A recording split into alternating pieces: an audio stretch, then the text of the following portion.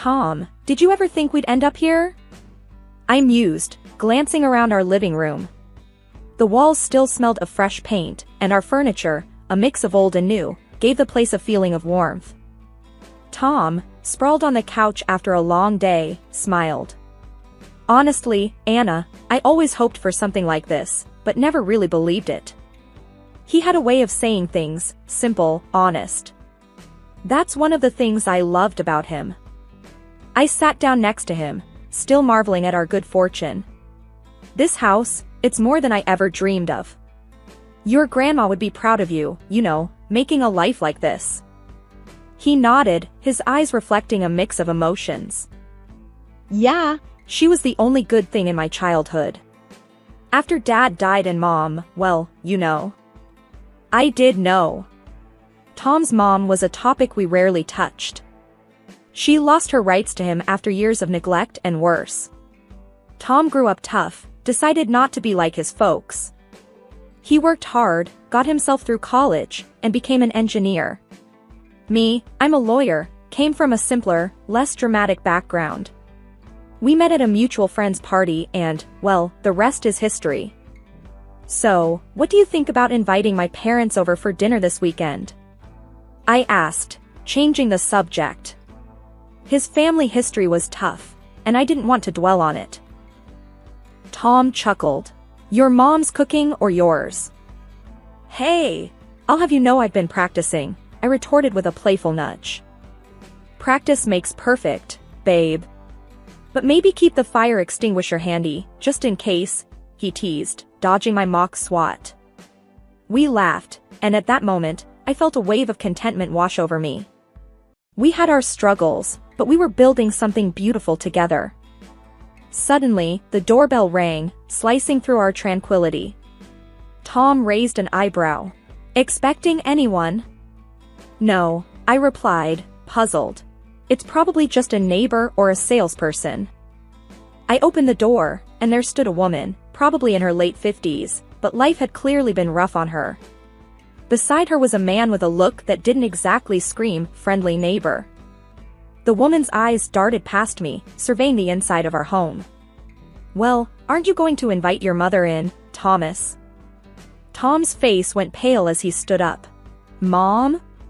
What are you doing here? I glanced at Tom, my mind racing. This was the woman he hadn't seen in years, the cause of so much of his pain. The air suddenly felt heavy, charged with a tension that had no place in our new beginning.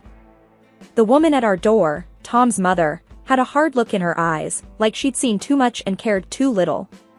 The man next to her, well, he just looked tough, like trouble. Tommy, aren't you going to say hello to your ma? She said, her voice raspy, probably from years of smoking. Tom stood frozen for a moment before managing, hello, Mom. It's been a long time. I could see he was struggling, torn between politeness and old, deep wounds. I stepped up. I'm Anna, Tom's wife. Can we help you with something? She looked me over, her gaze sharp. Oh, so you're the one who snatched up my Tommy. Nice place you got here, she said, pushing past me into the house. The man followed without a word, his presence filling the room uncomfortably. Tom and I exchanged a look, his saying, I'm sorry, and mine saying, it's not your fault. We followed them into the living room. So, Mom, what brings you here? Tom asked, his voice steady, but I could hear the underlying tension.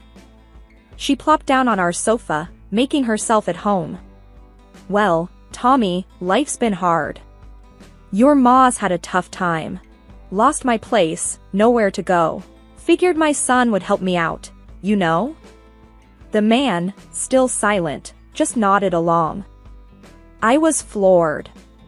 This was the woman who had neglected Tom, and now she was here, expecting help? I'm sorry to hear that, but Tom's life hasn't been easy either, I said, a bit more sharply than I intended. Tom shot me a warning glance, but I was past caring. This woman had some nerve. Tom's mom laughed, a harsh sound. Oh, I know all about my Tommy's tough life. But he's got it good now, right? A fancy house, a pretty wife. Time to give back to his dear old mom. The man finally spoke up, his voice gruff. Yeah, we just need a place to crash for a bit, get back on our feet. I felt my anger rising. A place to crash? You can't just show up and expect to. Tom cut me off. Anna, let's talk about this outside. He led me to the kitchen, away from the unwanted guests. Anna, I know this is messed up, but I can't just turn her away. She's my mom. Your mom who abandoned you, Tom. I hissed. She can't just waltz in here and take over our lives. Tom ran his hands through his hair, a sure sign he was stressed. I know. But what if we help her find a place, just temporarily? Get her off our backs. I stared at him, incredulous. And what? We're supposed to pay for it. Tom, she's using you. He looked down, defeated. I just don't want any trouble, Anna. Maybe if we help her now, she'll leave us alone later.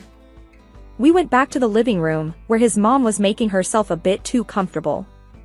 Mom, we'll help you find a place, but you can't stay here, Tom said, more firmly than I expected. She looked like she was about to argue, but then shrugged. Fine, as long as you're paying. Can't say no to free rent, right? Tom nodded, and I felt a knot form in my stomach. This was far from over.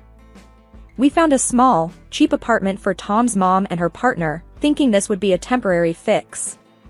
But a week later, Tom's phone rang, and I could tell from his face it was her. Hey, Mom, what's up? Tom's voice had that forced cheerfulness he used when he was uncomfortable. I couldn't hear her words, but the tone was unmistakable, demanding, whiny. Tom's face fell as he listened. Yeah, I understand money's tight, Tom said, trying to keep his voice even. But we already paid this month's rent and... I watched as he ran his other hand through his hair, a sure sign he was stressed. He listened for a few more minutes, his expression growing more strained. Okay, I'll see what I can do, he finally said, sounding defeated. He hung up and looked at me, his face a mix of frustration and guilt. She needs money for groceries, bills, says they can't find jobs, Tom explained, sounding exhausted. I felt a surge of anger. Tom, we can't keep doing this. She's taking advantage of you. He sighed, looking torn. I know, but what else can I do? She's my mom. I shook my head, feeling helpless. Fine, but this is the last time. You need to tell her that. Tom nodded and went to get his checkbook. I couldn't believe we were dipping into our savings for her. It just didn't feel right. The next couple of weeks were quiet, and I foolishly hoped things had settled down. But then, one evening, Tom came home looking more stressed than ever. What's wrong? I asked, concerned. It's my mom. She and her partner got kicked out of the apartment. What? Why? I was shocked but not entirely surprised. They were caught drinking and making a scene. The landlord's fed up. They've got nowhere to go, Tom explained, rubbing his forehead. I was furious. So what now? They expect us to take them in? Tom looked helpless. I don't know, Anna. She's saying they'll be on the streets. I couldn't believe this was happening. Tom, you can't let her walk all over you. She's manipulating you. He knew I was right, but he was still torn. I can't leave her homeless, Anna. I felt trapped in an impossible situation. We argued back and forth, neither of us wanting to give in. In the end, we agreed to let them stay for a couple of nights, just until they found another place. That evening, when Tom's mom and her partner arrived with their bags, I felt like our home was being invaded. Thanks for letting us crash here, Tommy, his mom said, looking around our living room like she owned the place. Her partner just grunted, dropping his bags on the floor. I forced a smile. It's just for a couple of nights, right? She waved her hand dismissively. Yeah, just until we sort things out. I didn't believe her for a second. As they settled in, making themselves a little too comfortable, I felt a knot of anxiety in my stomach. This was far from over, and I had a bad feeling about where it was all heading. The couple of nights quickly turned into a week, and Tom's mom, Marlene, and her partner, Ray, made themselves at home in the worst possible way. They were loud, messy, and had no respect for our space. But things came to a head one Tuesday evening. I came home from work to find Marlene rummaging through my dresser. My heart raced, and anger bubbled up inside me. "What the hell do you think you're doing?" I demanded, storming into the room. Marlene jumped, caught off guard. "Just looking for a scarf or something, it's chilly in here," she said nonchalantly, but I saw the lie in her eyes. "That's my personal stuff. You have no right." I was shaking with rage. Marlene rolled her eyes. "Relax, I wasn't going to take anything. Just borrowing, that's all." I grabbed the scarf from her hands. "This is not a free-for-all, Marlene. You need to respect our privacy." Tom walked in just then, catching the tail end of our argument. "What's going on here?" "Your wife's flipping out because I borrowed a scarf," Marlene said, playing the victim. Tom looked at me, then at his mom, torn. "Mom, you should have asked first. Anna's right." Marlene huffed, muttering something under her breath as she left the room. Tom gave me an apologetic look. "I'm sorry, Anna. I'll talk to her." But it was clear talking wasn't going to solve anything. Marlene and Ray continued to overstep their boundaries. They left dirty dishes everywhere, smoked inside the house despite our no-smoking rule, and the TV was always blaring. One evening, I found Ray lounging on our couch, beer cans littered around him. The TV was so loud I could hear it from the driveway. "Can you turn that down? It's way too loud," I said, reaching for the remote. Ray grabbed it before I could. "I was watching that. It's our house, our TV. You need to respect our rules," I shot back, frustration mounting. Ray just smirked. "Your house, huh? Seems like it's Tommy's mom's house now." I was at my breaking point. "Tom, we need to talk. Now." Tom came in, looking exhausted. "What's up?" "Your mom and Ray, they're walking all over us." "This can't go on," I said, my voice shaking with anger. Tom ran his hand through his hair, a sign that he was stressed. I know. I'll find them another place tomorrow. I promise." But as I looked around at the mess, the blaring TV, and the strangers who had invaded our home, I wondered if it was a promise he could keep. The days following Marlene and Ray's departure were a cautious return to normalcy. Tom and I were slowly reclaiming our space, our peace. But that fragile sense of security shattered, quite literally, one afternoon. I was in the garden, pulling weeds and trying to clear my head, when Mr. Jenkins, our next-door neighbor, called out to me from his yard. He's an older man, always friendly, but today he looked concerned. "Anna," he said, his voice carrying a note of urgency. "I've been meaning to talk to you. Saw something odd the other day." I straightened up, brushing dirt off my hands. "What's up, Mr. Jenkins?" He hesitated, then said, "It's about your house. I saw a woman, your mother-in-law I think, letting herself in while you and Tom were out. Thought you should know." My heart sank. "She was here? In our house?" He nodded solemnly. "Yeah, she had a key or something. Just thought it was strange, is all." Thanking Mr. Jenkins, I hurried inside to find Tom. "Tom," I said, trying to keep my voice steady, "Mr. Jenkins saw Marlene entering our house when we weren't here. We need to change the locks." Tom's face hardened. "Let's do it. Now."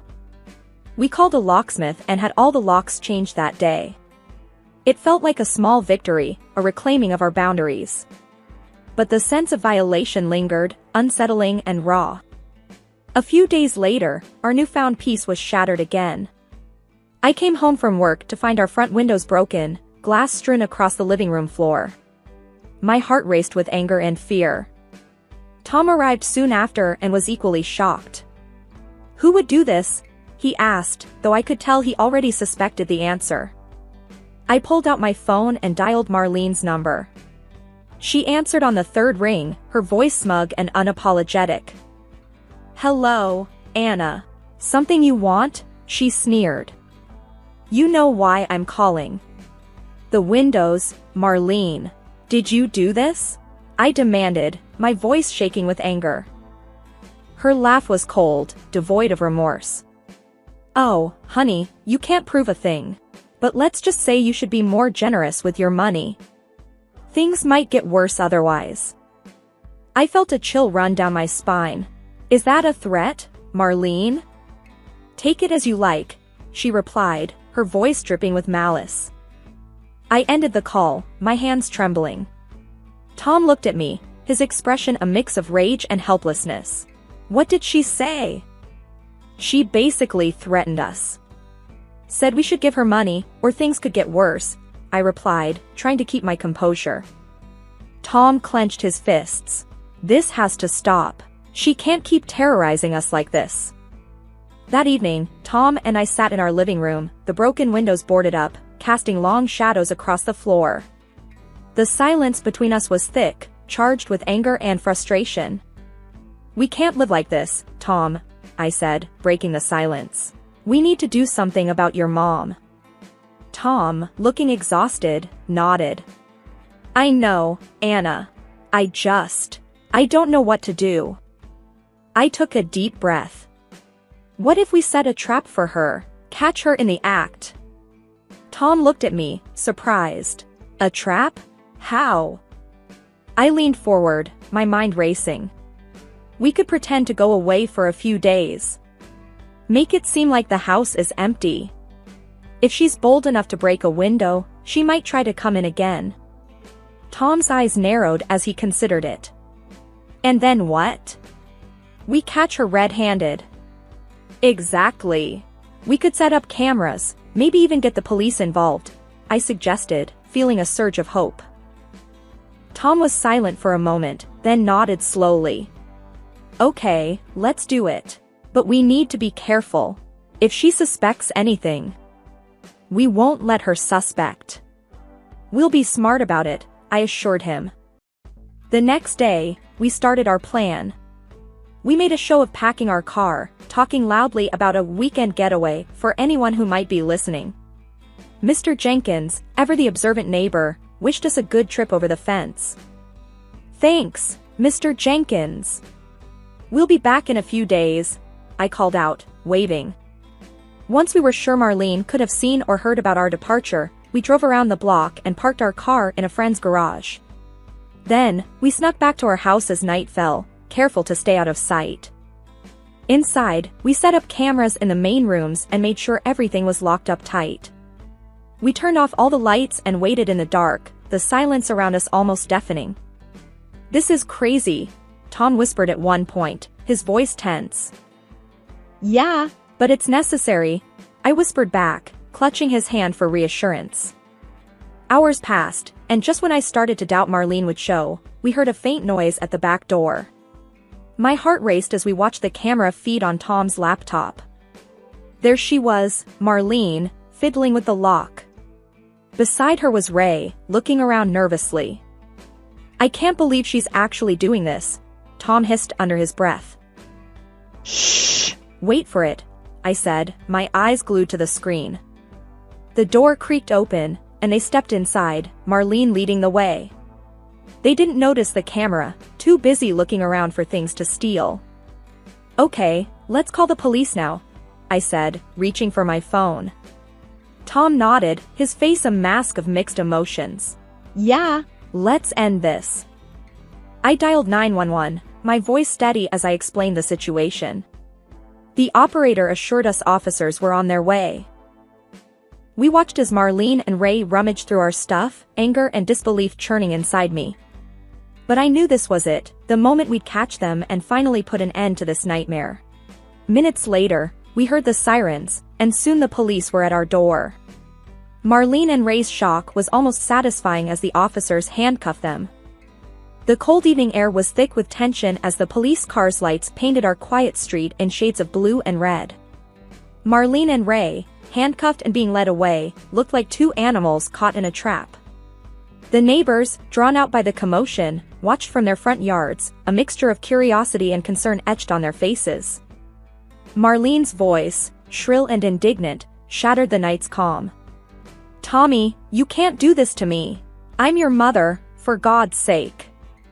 Tom, standing firm beside me, his hand gripping mine as if for support, replied with a voice that trembled slightly, "Mom, it's not about what I can or can't do. It's about what you did. Breaking into our house, threatening us. You left us no choice." Ray, the usually silent and brooding figure, spat out his words with venom. "You think you're all high and mighty now, huh? Calling the cops on your own family? This ain't over, boy."